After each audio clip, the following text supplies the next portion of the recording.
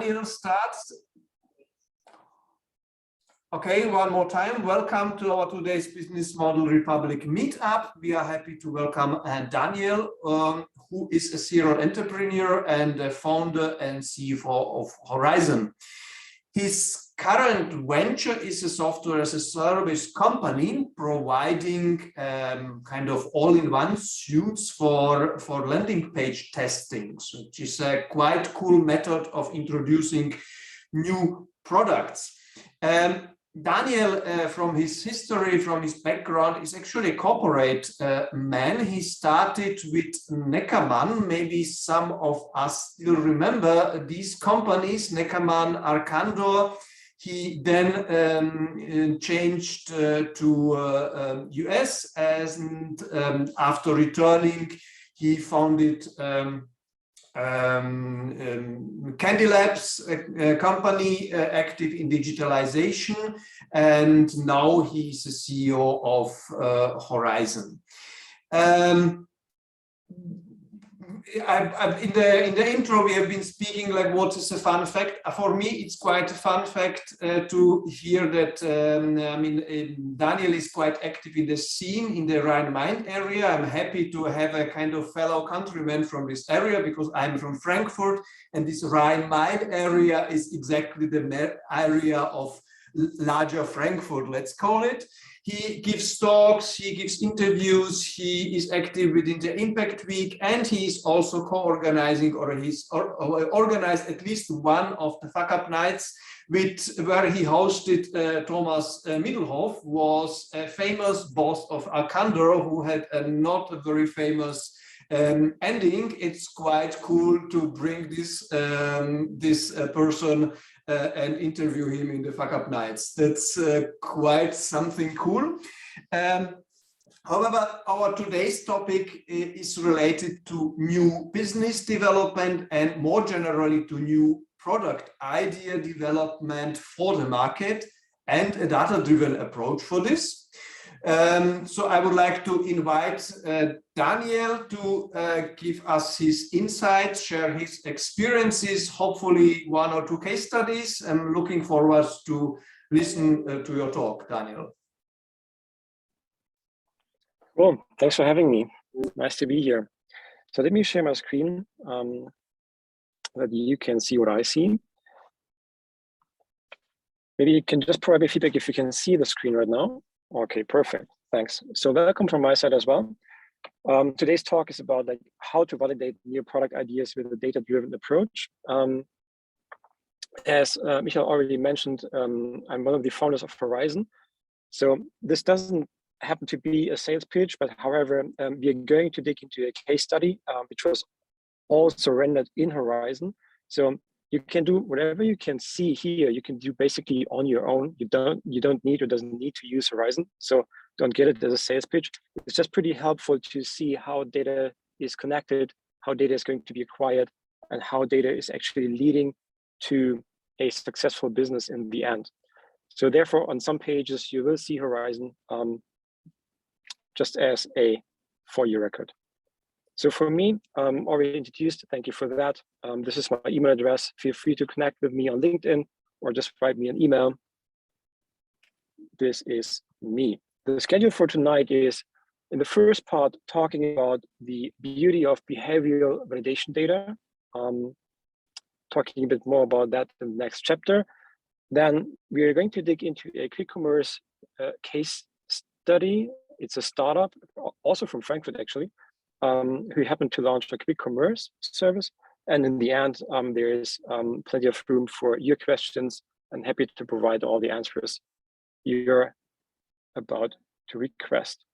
So the story begins at this data point, basically. It's 80% of more than 30K consumer products that fail each year. So this is a figure that varies a bit because it's originally derived from Clayton Christensen. He's even saying that it's 95% of new products fail. However, there's different statistics, and in most of the cases, you will see the 80%, certainly when it comes to consumer products, which is interesting to see because it's such like a remarkable high number. And if you drill it a bit down in what is the reasons that products and or startups are failing, is you can see on the left that the top reason is no market need. So it's 42% of all startups that fail is due to no market need. And if you translate that, it's basically really straightforward. It's nobody really wants your product. And it happens for startups, and it happens for whenever it comes to a new product. The reason behind that is pretty interesting to see, but it's kind of complex. So let's try to dig into it and understand how things are connected here. So there's different phases for building and developing a new product. First of all, you're going to start in the ideation phase. You're going to do your research. You're going to build your hypothesis of what a potential good product that is going to be requested and demanded by the market is. Then you move over to the validation phase, the second phase, and then you decide to build that product, regardless if it's going to be a digital product or like a physical product. And in the fourth stage, you can then scale or grow that product. And what you're going to do when working in the ideation and the validation phase, there's a lot of things you should and could do when it comes to how to do your research and how to build your hypothesis. The first one is the user interviews. And I'm not going through all of these, but basically it's a lot of things in terms of market research methodologies you can do when we're talking about ideation and validation. It goes up to like running surveys, some sort of concept testing, and like usability tests on prototypes and all that stuff. Whenever you have a product in the market, it's way easier to change the perspectives of things in terms of data, because then you do have the product in the market and you can do things you are just not able to do in the first phases because you have the product in the market. So you can go for A/B testing, user tracking, you can do heat map analysis and all that stuff. So the lower end of the data set, certainly when it comes to the first two phases of product development, is opinion data. So basically you can translate it by, you're going to ask the user what his or her needs are, and you're building the hypothesis of a new product based on what you're going to research on the opinion of potential customers. And the other set of data is the behavioral data. And this is what you can measure basically whenever you have a product. So the curve of product development and working across opinion data and behavior data looks like this, basically. So, but the problem here is, if someone is saying that he or she would buy or use your new product, it's like you better run, because the psychology behind is that whenever a user, a potential user, is saying that he or she would use or buy your product, it's an opinion on a hypothetical attitude or on a hypothetical doing in the future, which is not what the user is doing right now, but just thinking he or she is going to do in future. So this opinion is biased by different factors that are coming in. For instance, it's social norms, it's self-deception, or some like other external factors that are coming into account. Whereas on the other side, it's behavioral data, which is representative because this is what the user is actually doing. And this is unbiased, to cut a long story short, basically. So there is like well-known examples of companies or startups in the market. And one of those is Segway. And you're probably all aware of Segway. When Segway hit the market in the very first step, and even pre-launch, there was like multiple newspapers covering Segway pre-launch basically, and saying this is going to be the revolution of mobility. It will change the landscape entirely. And then the product hit the market, and now, like being 20 years after that, we know that Segway didn't change mobility at all. It's just like doing tourist guide tours, whatever, by Segways, but that's it. And there's some other stuff going on in Segways, but the company actually, in its original way, shut down even last year. So this is what happens if we are going to rely on opinions of people. Just remember, everybody was opinion, this is going to change mobility. But now we know it's a false positive because it's just based on the opinions. And another example is Twitter. Twitter is quite a good one because if you think of Twitter before it launched, thinking about it's a 140 character limitation in tweets, everybody was of the opinion that this is never going to work because like a social network based on just 140 characters, it's not going to work. But today we know better. And today we know that Twitter changed the landscape of social media networks. So this is a false negative because people thought like, this is not going to work, but it worked. And this is going to happen if you rely on opinion-based data solely. So there is a method you could pursue, which is if we build it, would you buy it? It's basically asking the potential customer if this is going to be needed and if he or she would buy it. But the better one is if you buy it, we will build it. So get that purchase or usage intent first, and then have a sufficient amount of indication, I would say, that this is going to be demanded in the very end. And thinking about the curve again, going from ideation and validation on opinion-based data sets and then moving to behavior data in the execution phase, it's more like you should aim and you need to aim for crossing the border to behavior data even in validation. And then you are able to do quantitative behavioral market research before building that product, which is important to get the numbers and the data you need in order to assess if there's market demand or not. And there's a solution for that, which is pretty straightforward. However, I think it's totally worth having a look at the earlier times, because we all know that products happen to be developed like in multiple years. It's like 5 or 10 years tenure. It's like multiple million euros or dollars involved. And eventually the product hit the market and just no one used it, basically. This is what happened like 20 or 15 years ago. Then moving forward, we are all pretty aware, I think at least, of the methodologies of building a prototype or building an MVP early, which is less time involved. It's just a month in most of the cases. And it's like going from mid 5 figures budget to like sometimes even 7 figures.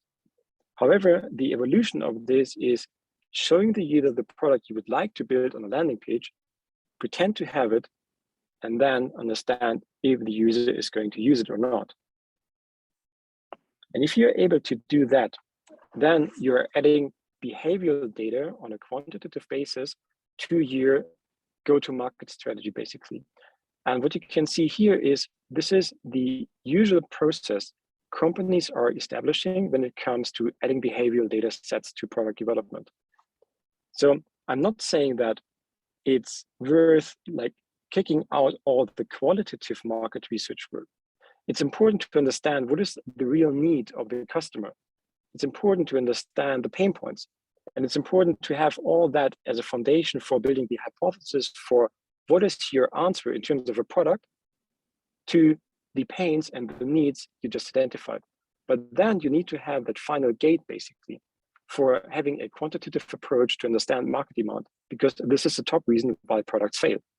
And if you do that, you're able to decrease uncertainty significantly before you build even an MVP or a prototype. And how this is working is pretty straightforward. You just basically build a landing page. You run some marketing campaigns on it, be it Google, Facebook, or LinkedIn. And eventually you're going to measure through the entire customer journey, the lead conversion. And it sounds pretty straightforward, pretty simple. However, it's a bit more complex. But this is the overall idea of how to measure behavioral data without having the product. So setting up such a task means you need to set up the ads, you need to set up the landing pages, you need to understand how the tracking is going to be implemented. You need to have the capabilities of creating that pack shot or that mock-up of your product you would like to build. And then you need to piece everything together and run that test. And this is basically why we built Horizon, because it's such a complex thing going on, but it's a data set you need to have in your go-to-market strategy, so that we decided to build Horizon as a all-in-one tool for an easy and convenient setup of such kind of a test. And this is how you're able to acquire, either without Horizon, just doing everything manually, or with Horizon, doing it like all in one shop, the right data to understand the market demand. and then just eliminate the top reason why your new product is going to fail, or maybe hopefully not failing.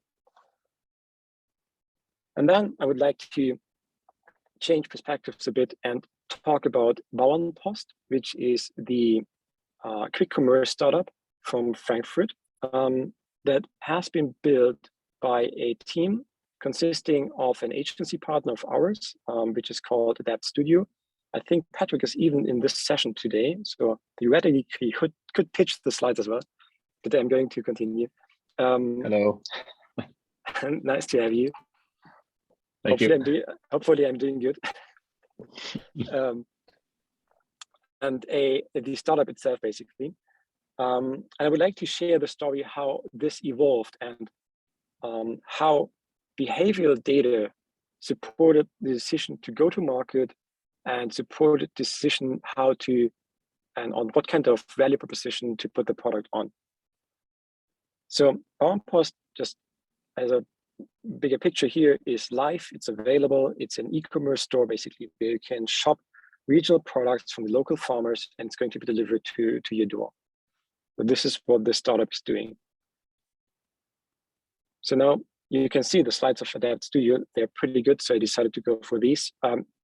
I would like to share a bit on the hypothesis, why this startup actually was created, how to set up the test, how to understand the results, and then what it means if the product eventually hits the market and how the connection is between test data and validation data and real life data. So the question here is the hypothesis, what did we want to test from the startup perspective? And the hypothesis was there's a market need in Germany for consumers to buy fresh produce directly from local farmers on demand and via a digital app. So this is where the team started actually. They did a whole lot of discovery workshops and sorting out what is the market engagement hypothesis. You can see it in the lower right end. What is the X, Y, Z hypothesis? What are our potential value propositions? Well, there's always, when creating a new product or creating a new company, there's a lot of groundwork involved. And you can basically fill this board by all the qualitative research you should put in before you start a quantitative test. So this is how the team started.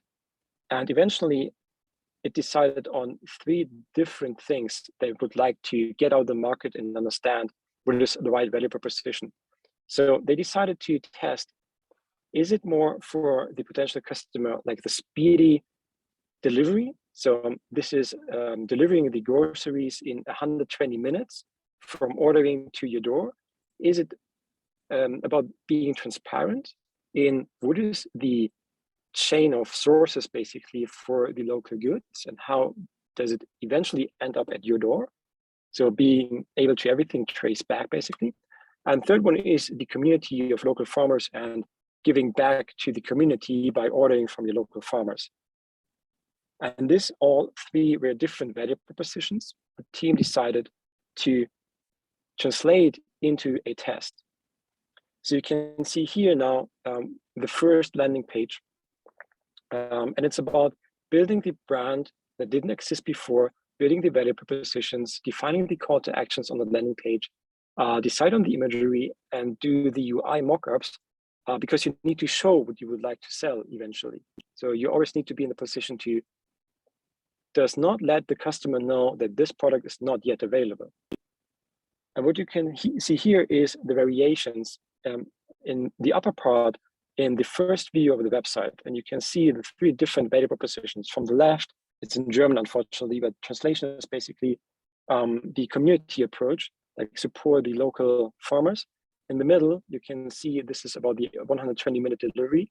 And on the right side, you can see that this is 100% traceable in terms of where do the goods come from. And then you can see on the lower end how these variants of landing pages varied in terms of the following sections, basically. And then the team set up everything in Horizon. So you can see here now 3 different variants, which is basically 3 different customer journeys. You can see on the left, in the purple, it's speed. The middle one is transparency, and the right one is community. And basically everything is set up in Horizon. And then you just click start and you can basically just collect the data in Horizon. For the bigger picture, again, here is the field time. So the flight duration is 13 days of this test, which means the landing pages were live for 30 days.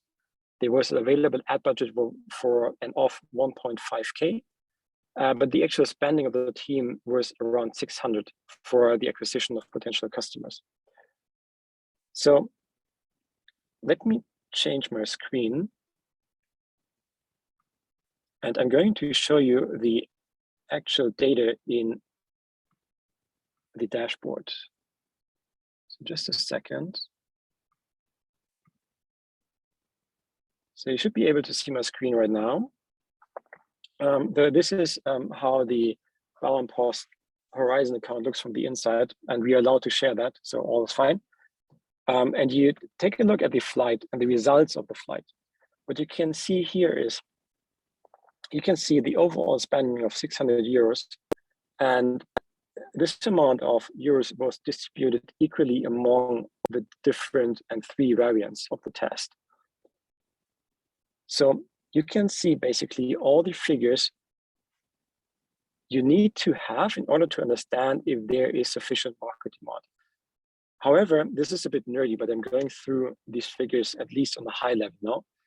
So you can see, for instance, the click-through rates, which is an indication of what is the ratio between impressions and clicks on the ad, which is a pretty good indicator of do people respond to that ad in general, and how do they respond? You can see the CPC, which is a good indication how cheap or how expensive you need to buy in your traffic by click, for instance, and some other metrics. The more interesting part happens when you think about the landing page itself. So what you can see over here is the conversion rate to your CTA, which is a call to action. So the call to action on the landing pages is sign up now, because it's a digital service you can register for. And you can see that it's close to 13% clicking on the sign up now button on the variant of speed. But it's 22.5% clicking on that same CTA on the variant of community. And if you take a look at the conversion rate for the lead, the user that attempts to register his or her account, you can see that it's 7.3% clicking and submitting the email addresses on the speed variant, whereas it's close to 16% submitting the email addresses on the community variant, which is a pretty strong indication of what is going on and if there is demand, at least if you've seen like 100 of tests. So what does we need to spend in order to acquire one customer? There's different steps in the customer journey. The first step is the user is submitting the email address and attempting to register the account. So we need to pay on the community variant 4.3 or 4 euros and 36 euros. And for a reconfirmed email address, we need to spend 5 euros and 1 cent. Keep that figure in mind. I will come back to that later. And you can see the entire funnel of how this conversion is happening from the ad up to the double opt-in, the reconfirmed email address. So I'm saying this is a bit nerdy because you can only read the data if you have like a couple, I mean, at least 10 or 15 tests in your background and understand if this is good numbers or bad numbers. Therefore, there's a customer demand score built in that helps you understanding if you're on the right track or not. And what you can see from the single data sets is you can see that this is the demand score of 9.24, which is pretty good in terms of all the numbers across the entire customer journey of that variant. So this is basically how you read the data on a behavioral basis, which is statistically significant if you have sufficient spending. The team decided that this number is so strong that they stopped the test even on a weak significance and decided to build and continue from there. So changing screens again.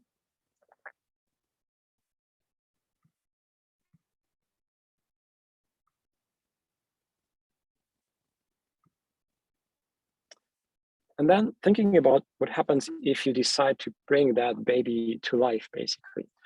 There is a proof of there is overall demand and there's a clear direction now in terms of it has to be the community variant because this is the best selling value proposition. So it's time to build the MVP. And this is what the team did then. It decided to launch that shop. You can see Patrick on the upper right image carrying the food, by the way. And this is how the MVP looks like, pretty manual, but shipping the goods to the customers that ordered.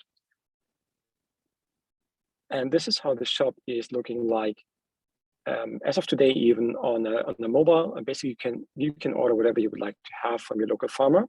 And there's some momentum even on Instagram in terms of customer feedback, because this service is highly appreciated by the customers. How did this happen? The team decided to start the project back in August, which is the project begin on the left side. They decided to prepare the Horizon flight in September. They prepared the MVP launch in October. They launched the MVP in November, and now they are for scaling. I said, keep in mind the €5 and 1 cent for the CAC, the customer acquisition cost from the Horizon test. The real life cost per order in average for the months of December and January is €5 and 12 cents. So this is one of the strongest connection you can get, basically, because what you test is basically what you get in real life when you later launch the product. This startup is now growing on a month-to-month basis more than like 400%. It has close to 30% returning customers and got a net promoter score of 77.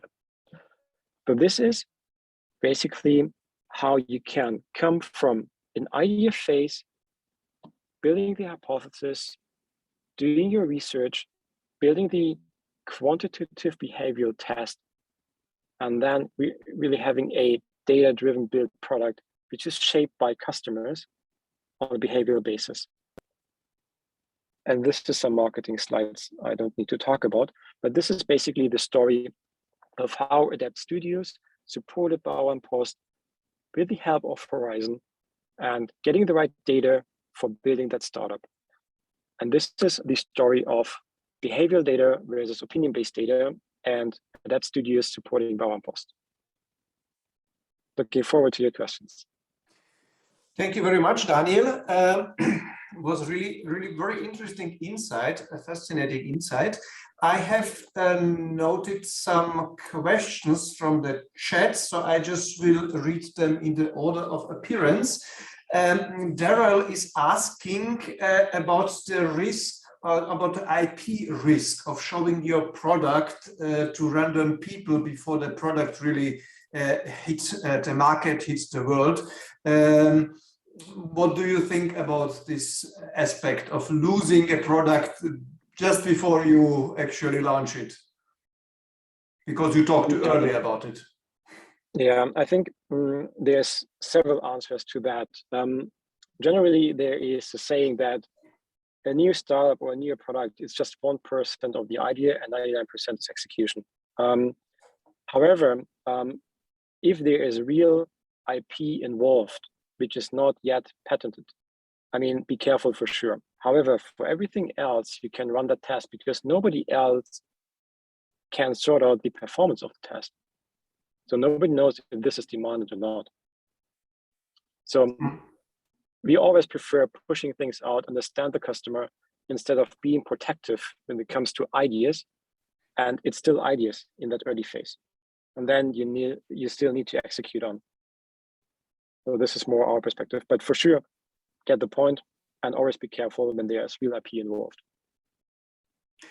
The next question, I must admit, I'm not really sure what is meant with it. Maybe Ahmed, you could say it in your own words. The question is, what is the difference between the individual and community variant? I'm not really sure what you mean with it, but it could be also me not having the Ahmed, maybe you would like to unmute yourself and ask what is the content of the question. Yeah, hi Daniel. I had two questions. First of all, you were speaking about something like there's an individual variant and a community variant. So what's the difference between both? And secondly, like if we make a landing page on Horizon, if we need to write some copy on it also to explain what a product is, can you give a like source or somewhere we can like get a help with writing a copy on the landing page? Cool, thanks. I'm not sure about the individual variant because it's the test has been about 3 variants. The first one is community, which is in the idea of value proposition. You can order and give back to local farmers. Second one was the speedy delivery, like you get everything pretty quick right next to your door. And the third one was about the transparency, being able to trace back the origin of the goods. There was no individual variant, if that is answering your question. Yeah, that's fine. But does Horizon also help with copywriting on our landing page if we need it? Well, generally, we are software for setting up these tests, and all the content of a test is supposed to come from the users. However, as we do support in professional services, but mostly corporate customers of ours. And then, I mean, technically, they're buying more the insight instead of using a software.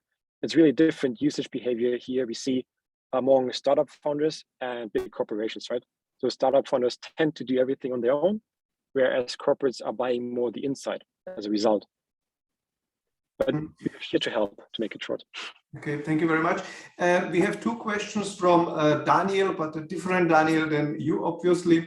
How much you need to spend on traffic generation to get a reasonable idea on A/B or multivariant testing in order to work better or have reasonable results? And the next question actually is, I would like to ask it, but no, Daniel did it. From my understanding, in the first person, Daniel, you are building a landing page for Bauernpost on which people were able to show interest. Okay. However, just because someone is interested in the product or click to register doesn't necessarily mean it will evaluate buy. You yourself said in your talk this false positive, false negative. So where is this approach really nailing the decision to buy instead of the future intent to buy? Right. Good question. The first one is how much you will need to spend in order to get reasonable test results, I would say. For us, it's more like how much do you need to spend in order to achieve the point of being statistically significant. And what we see is an average of 1,000 euros per variant to get to that point. However, most of the startups, on the other side, they are spending just less and trading a bit on the part of being statistically significant. So it's something between 750 and 1,000 euros per variant. We have seen startup tests with a 600 euro budget overall, just like Bauernpost and I showed. The second question, I like it very, very much because this is basically the very root of this topic, because it's about what kind of currency you're going to select and you're going to collect in order to get a good feeling for there is market demand. So talking about the example of Bauernpost, the template was collecting signups and people attempting to sign up. And the team had to spend €5.01 for having a reconfirmed email address. And you can see how the dots are connected in the end with the average cost per order they are achieving right now. So this is pretty much the same level. So I would say this was a sufficient currency in the testing going for the sign-up attempt. However, there is different things you can choose. Not necessarily in Horizon, but there are companies out there that are testing the entire purchase funnel, even collecting the credit card details and doing the actual transaction, because they are producing just a limited amount of the new products, like 100 pieces maybe, because they would like to have the ultimate reassurance on the data because they collected the credit card details and they did the real transaction. Whenever you're going for something less than that, you're moving more in the direction of having a purchase indication. And it's a trade-off because you need to make the decision what kind of currency you would like to go for. We at Horizon, we decided it's the currency of the email address in the entire customer journey. There is different approaches out there in the world, but the more you go into having the real transaction, the more you need to really build custom, because there's way more effort involved then. So it's always a trade-off of what is the currency you would like to gather when testing for market demand. This can be like a 5 hours talk now, but this is the overall view. Hope that answers, at least at a high level perspective, the question. Mm-hmm. The next question comes from Ahmed again. He asks, what percentage of clicks do you think is sufficient to say the idea is validated and has a market need? Yeah, I think it's less a matter of the clicks. It's more a matter of how many people visited the landing pages. Because the conversion can be quite bad because the product is not demanded. But if you're sending like 5,000 people on the page and nobody's converting, you are statistically significant in most of the cases, but nobody is just registering for the product. So focus more on how many users are actually visiting the landing page and less on the clicks. And therefore, there's no answer to how many clicks you need. It's more an answer to how many users you need to visit the website. And there's a logic built into Horizon that has that traffic light indication for if it's too weak, if it's medium, or is it sufficient. The next question from Angelica, I'm also keen to know the answer. Does this work? Does this approach works for all kinds of target groups? For example, B2B markets with smaller number of addressable people, smaller universe. Does this approach work there, or B2B in general? A smaller universe or a niche target group can still be B2C and consumer, and this works pretty well. The interpretation of the data gets difficult whenever it's B2B and there is multiple persons involved in the buying decision, because you would like to understand if a company or a person is going to buy your product. And if it's a buying center talking B2B and it's multiple persons and you're just getting one person out of the buying center people peer group, it's not necessarily an indicator that the company is going to purchase your product or your service or whatever. So be careful when it comes to B2B, because it's multiple persons, and then a conversion on the website does not necessarily mean that this is a purchase intent. So whenever it comes to landing pages and B2B, it can just be the beginning of a sales journey, because you then need to sell that product into the organization without having it to understand if the organization is going to buy it. Fun fact here is actually this is how we built Horizon, because we decided to sell it first and then even towards B2B and then to build the software. Sorry, I skipped one question from Sarah. Sarah is asking about the time scale involved in terms of how long you run the testing, which time scale you need to observe in order to get significance. Yeah, it depends on the view of things. Though talking about the field time, we always recommend having a test out there more than 7 days. And also you need to be careful in terms of the seasonality. So maybe selling flowers on Valentine's Day is a highly biased result. But go for a field time of at least 7 days. However, the gross time for preparing a flight or a test is more, because you need to think about your hypothesis. You need to think about how to prepare the product for the landing page. So there's more work involved in setting up a test, but the net field time should be something around 7 to 14 days. Okay, cool, thank you. Any other questions? I mean, also feel free to, oh, there are some new questions which I need to read through. Maybe Daniel, would you like to rephrase your question so I don't need to read through a longer text? It's quite simple. So basically, like we talked about how you can go a bit further and be like, okay, I'm going to put those people through the checkout and actually collect some data and all, collect credit card data, collect the address or something. And then at the end, you tell them, I don't know, maybe, oops, sorry, we are not running yet. This is just a test. Wouldn't you potentially turn them off buying from you in the future? Because they might feel misled and scammed even. I'm just asking because I've actually been part of such a test, and I felt quite upset with the company because you put in the time, you kind of commit to something, and then they tell you, oh, we're just testing. Yeah, good one. I like it as well, because it's a thing for sure.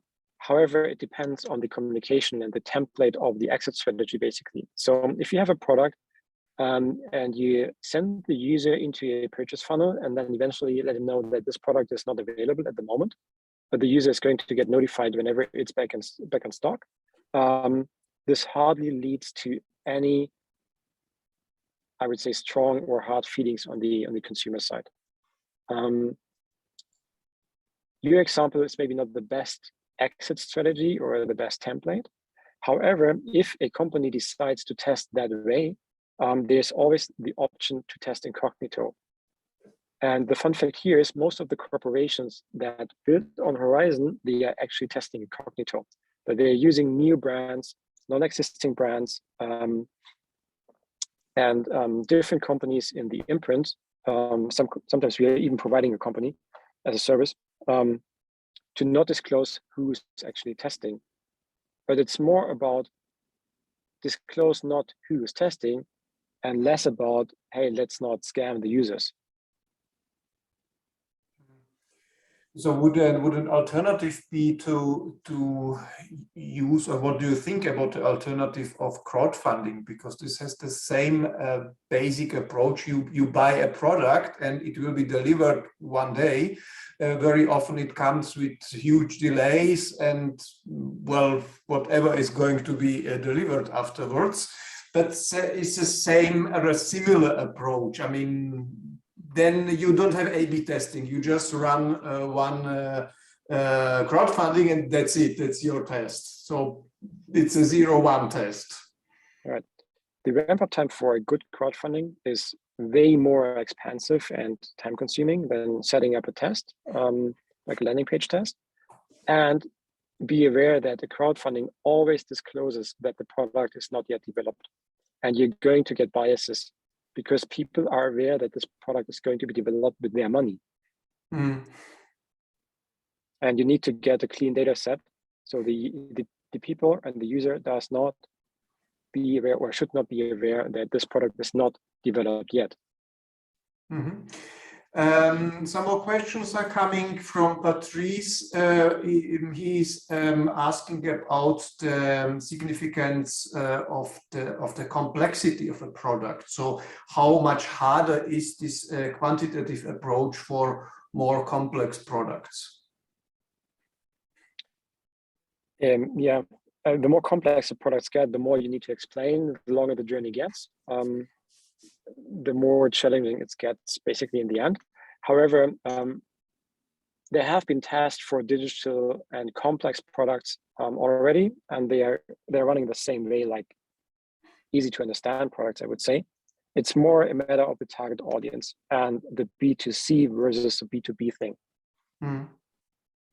Next question from Marat. You mentioned that companies, corporates are actually using your platform, your approach for launching products incognito.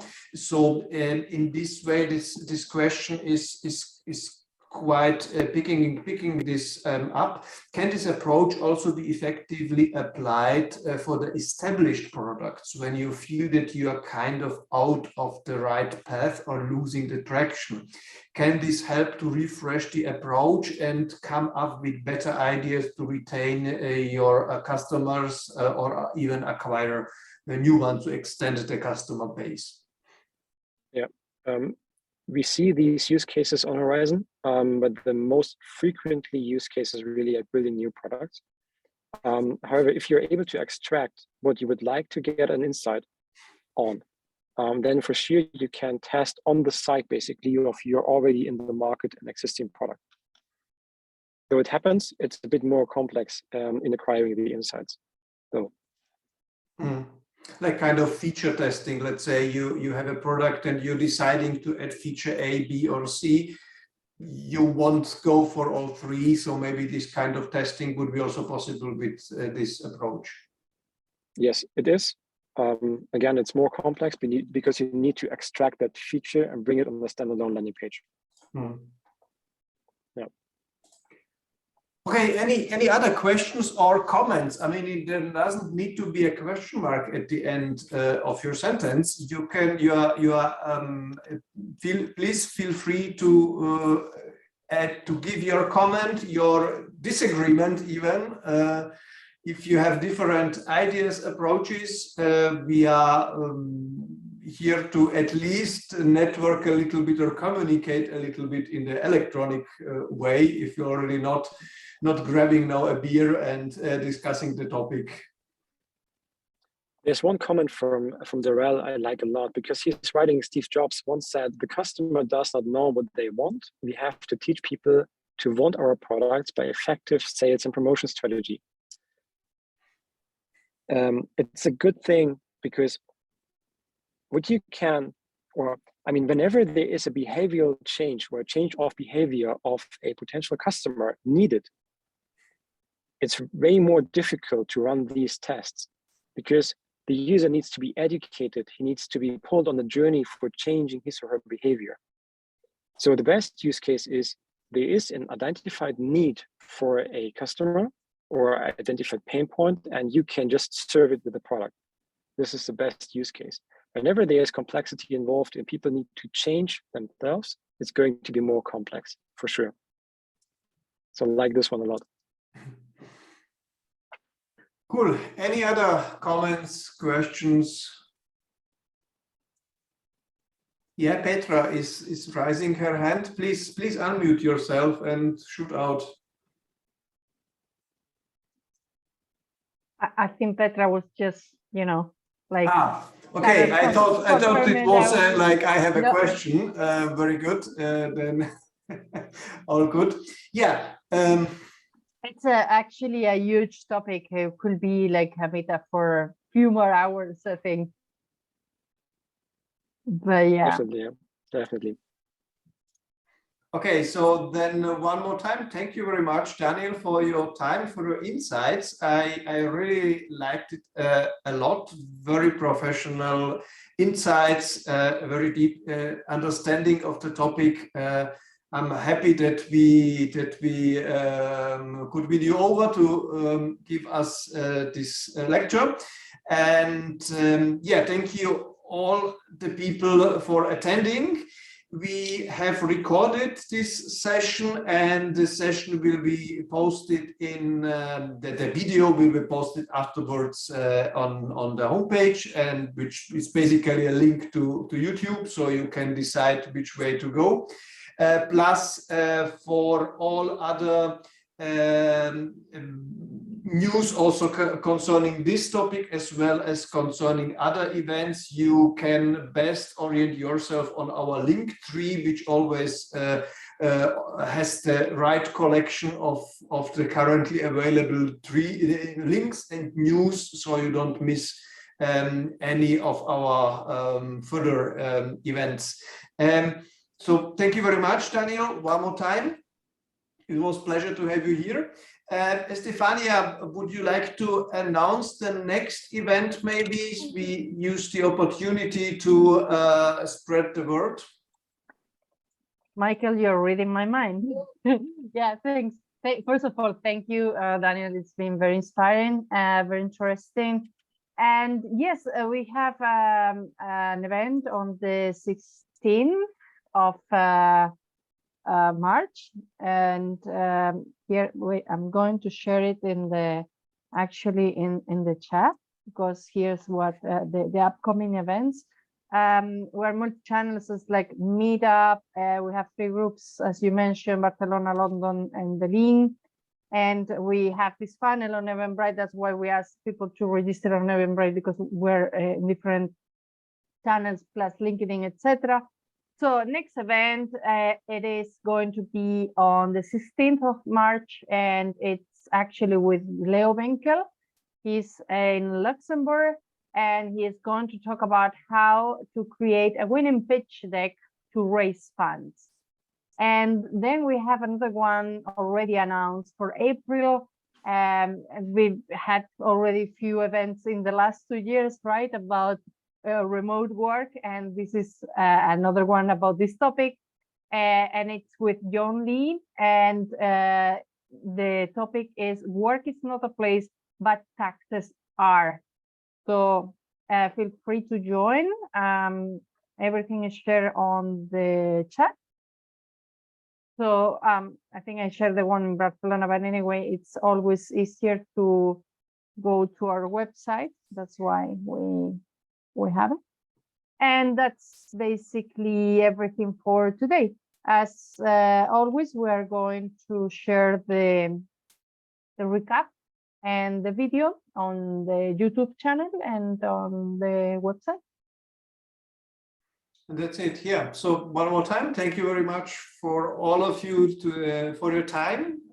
It's a valuable good. We appreciate it very much that you came, stayed, and listened to Daniel's talk. And of course, a special thank to Daniel for giving us such an interesting insight of new product validation.